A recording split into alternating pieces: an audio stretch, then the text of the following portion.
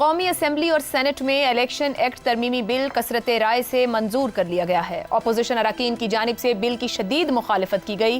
ترمیمی بل کے مطابق انتخابی نشان کے حصول سے قبل پارٹی سرٹیفکیٹ جمع نہ کروانے والا امیدوار آزاد تصور ہوگا۔ مقررہ مدت میں مخصوص نشستوں کی فہرست جمع نہ کرانے کی صورت میں کوئی سیاسی جماعت مخصوص نشستوں کی حقدار نہیں ہوگی، جبکہ کسی بھی امیدوار کی جانب سے مقررہ مدت میں ایک مرتبہ کسی سیاسی جماعت سے وابستگی کا اظہار ناقابل تنسیخ ہوگا۔ قومی اسمبلی میں ہونے والی یہ قانون سازی ایک خاص تناظر میں ہو رہی ہے۔ 12 جولائی کو سپریم کورٹ کے 13 رکنی بینچ کے 8 اکثریتی ججز نے پی ٹی آئی کو خواتین اور اقلیتوں کے لیے مخصوص نشستوں کے لیے اہل قرار دے دیا۔ اس فیصلے کے رد عمل میں حکومت نے 30 جولائی کو انتخابی قانون میں ترامیم کا بل قومی اسمبلی میں پیش کیا۔ 31 جولائی کو اس بل کو قائمہ کمیٹی سے بھی منظور کروا لیا گیا تھا۔ کئی سیاسی مبصرین کی طرف سے حکومتی قانون سازی کو سپریم کورٹ کے فیصلے کو بے اثر کرنے کے اقدام کے طور پر دیکھا گیا ہے۔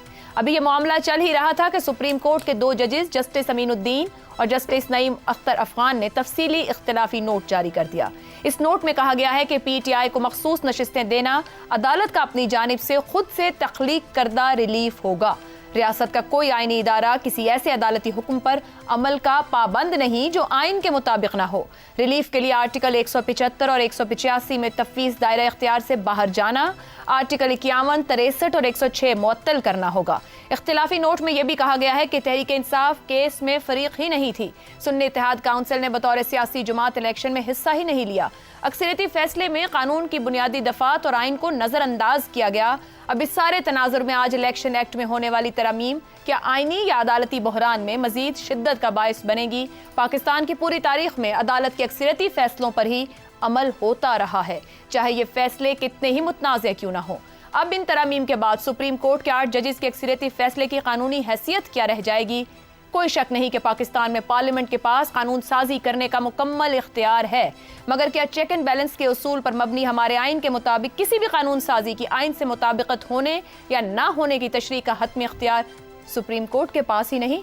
اسی معاملے پر گفتگو کریں گے کہ یہ معاملہ کیسے اختتام کو پہنچے گا۔ پینل میں ہمارے ساتھ ہیں حسن نثار، شہزاد چودھری، ابصار عالم اور افتخار احمد صاحب۔ آپ سبھی کے لیے پروگرام کا سوال۔ پارلیمنٹ میں الیکشن ایکٹ ترمیمی بل منظور، 12 جولائی کے فیصلے کو غیر مؤثر کرنے کی حکمت عملی، کیا حکومتی قانون سازی آئینی اور عدالتی بحران میں مزید شدت لائے گی؟ حسن نثار صاحب، معاملات مزید کرائسس کی طرف جائیں گے یا اس شدت میں کمی آئے گی اس قانون سازی کے ساتھ؟ یہ کسی بھی حوالے سے صرف قانون سازی نہیں ہے، شدت اور دہشت یہ ہماری اب پہچان ہے۔ مجھے نہیں لگتا کسی چیز میں کوئی سبھاؤ نام کی کوئی چیز نظر آئے گی، توازن نام کی کوئی چیز، دانش نام کی کوئی چیز، تحمل نام کی کوئی چیز۔ آئی ڈونٹ فور سی اینی تھنگ۔ باقی اللہ کی مرضی ہے، چاند سا بیٹا بھی ہو سکتا ہے، چاند سی بیٹی بھی ہو سکتی ہے، ہونے کو کیا ہے، لیکن نہیں، مجھے کوئی بہتری کی کسی طرف سے مجھے نہیں کوئی امید دکھائی دیتی۔ آپ سمجھتے ہیں معاملہ واپس سپریم کورٹ جائے گا؟ جانا تو وہیں چاہیے جی اصولاً تو، اور اگر متنازع فیصلوں پہ عمل درآمد ہوا ہے جس میں بھٹو کی پھانسی بھی شامل ہے تو یہ موت پڑتی ہے یہاں ان کو۔ جو جس کے حق میں بات کرتا ہے اس کے حق میں شروع ہو جاتے ہیں، ان کا کوئی میرٹ نہیں ہے، کوئی دین، ایمان، اخلاقیات، morality, nothing of the sort. So مگر ایسے متنازع فیصلوں سے پھر سیکھنا بھی تو چاہیے کہ اکثریتی فیصلے انتہائی متنازع بھی رہے، اور اگر پارلیمان کوئی قانون سازی کر رہی ہے کیا اس کو مخصوص حالات میں ہی دیکھا جانا ضروری ہے یا پارلیمان کی سوورینٹی کو دیکھا جانا ضروری ہے؟ دیکھیں بات سنیں، یہ جو آپ بات کرتے ہیں نا سیکھا، یہ ہم نے فال آف ڈھاکہ سے کچھ نہیں سیکھا، ہم نے فلاں سے کچھ نہیں سیکھا۔ آدمی کا سب سے بڑا امتحان ہی یہ ہوتا ہے کہ اس نے پروموٹ ہو کے انسان بننا ہوتا ہے۔ ہماری 76 سال کی جو باٹم لائن ہے، کیا وہ سمجھانے کے لیے کافی نہیں ہے کہ ہم سیکھنے کے قابل لوگ ہرگز نہیں۔ ٹھیک۔ اور کل جو جملہ شہزاد صاحب نے بولا تھا کہ یہاں عوامی نمائندے نہیں، عوام کی موجودگی، جب تک وہ نہیں ہوتا، اور یہ ظاہر ہے کو بہت بڑا کو حادثہ معجزہ ہو جائے تو ہو جائے، وہ دور دور تک دکھائی نہیں دیتا، تو مجھے کوئی بہتری ٹھیک۔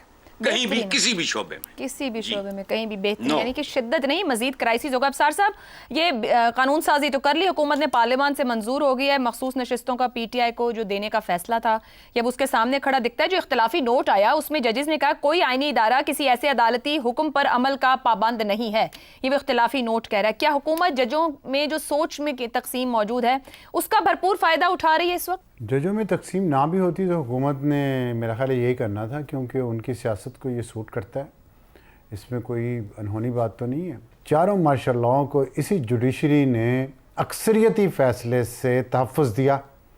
بالکل ٹھیک. پھر ملٹری ڈکٹیٹرز کو آئین میں ترمیم کرنے کی اجازت دی, آئین میں, قانون میں نہیں. جو پارلیمنٹ نے ایک قانون میں ترمیم کی ہے اور سب کو دندل پڑی ہوئی ہے اس ملک میں, آئین میں ترمیم کرنے کی اجازت دے دی پرویز مشرف کو, جوں تک نہیں رہیں گی. اور جو اس وقت اتنے بڑے نہیں ہوئے تھے عمر میں کہ وہ جج بن سکیں, انہوں نے وزارتوں کے عہدے لے لیے, عہدے لے لیے, حلف اٹھایا کہ ہم ملٹری ڈکٹیٹر کی جو بھی بات ہوگی ہم اس کے وفادار ہیں. یہ ہماری جوڈیشری کا کردار ہے. ایک فیصلہ ذوالفقار علی بھٹو کا تو ذکر کیا کہ کیا ہو گیا تھا, ہو گیا تھا.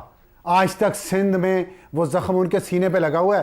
بات یہ ہم سمجھے تو تب ہے نا کہ جی اس سے کیا ہوا, ہم نے سمجھنا ہی نہیں ہے. ہم کہتے ہیں تو کیا ہوا, ہوا یہ 45 سال بعد سپریم کورٹ کو آ کے یہ کہنا پڑا کہ غلط تھا. نواز شریف کو اکثریتی ججمنٹ نہیں کر بھیجا تھا نا, یوسف رضا گیلانی کو اکثریتی ججمنٹ نہیں کر بھیجا تھا, لیکن تاریخ میں انہی ججز کے نام آج بھی زندہ ہیں. ذوالفقار علی بھٹو کی پھانسی کے خلاف جنہوں نے اختلاف کیا تھا, ان کے نہیں ہیں وہ, یا جن کے داماد تک بدنام ہو کے یہاں سے گئے. تو خیر یہ اکثریتی فیصلہ اور ٹھیک ہے, میں سمجھتا ہوں پارلیمنٹ سپریم ہے, پارلیمنٹ غلط کرے گی تو پارلیمنٹ جانے, عوام جانے.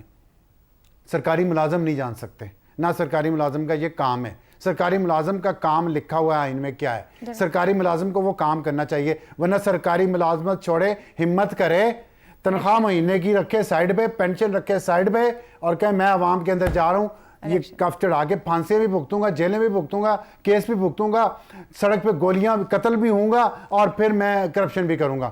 تو وہ عوام جانے, اور وہ سیاسی نمائندے اور عوام اور سیاسی لیڈر جانے. Valid point. اب صاحب پارلیمان کا حق ہے, مگر یہ قانون سازی کیا بحران کی شدت کم کرے گی؟